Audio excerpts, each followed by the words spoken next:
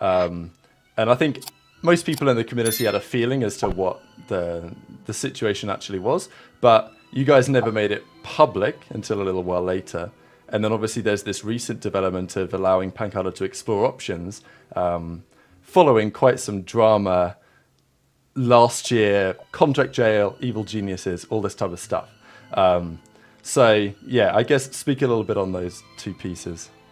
Sure. I think part of it is, yeah, the pANcada thing has been so hard and so complicated, right? Because the first thing that happened was, right? Now, again, getting back to decisions made last year, right?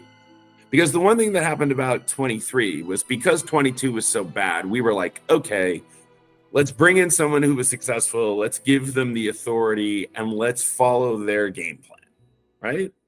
Well, part of that game plan was to have pANcada change roles, right, to theoretically free up death. Unfortunately, neither of those things really worked out.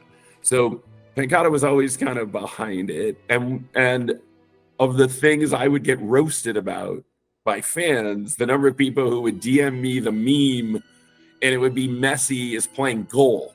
And they're like, this is you, right? Like you were playing Messi as goalie. That's how dumb you are. So that was like the 2023 of it all. Then we move into 24 or the 24 season. And like I said, for whatever reasons of health, availability, whatever, Zellsis plays. And now it suddenly clicks. So part of it also was you suddenly saw, oh, right? Because like in any sports team, the 5 most mechanically talented players don't necessarily make the best teammates, right? They don't necessarily bring the best out of each other. That if you just put the 5 best players on a basketball court, they may lose to a team that has role players or people who have a skill set that is different than the other people, right? And so no one else on the team is really vocal. And that is what Zellsis brings to the team that no one else does, right? He is super vocal. You saw it you saw it on stage, right? And so suddenly you're like, oh, this group of 5 is going to has the more upside. Part of it then is you're protecting Zellsis, where you don't want the fan base to just go after him and be like, oh, he's not as good. And therefore every move he's making is being second guessed because like, why is he playing instead of pANcada? And so we just saw that very quickly of how well he helped elevate the team's performance. And that was very clear. So then with pANcada, then it was like, okay, this is the team.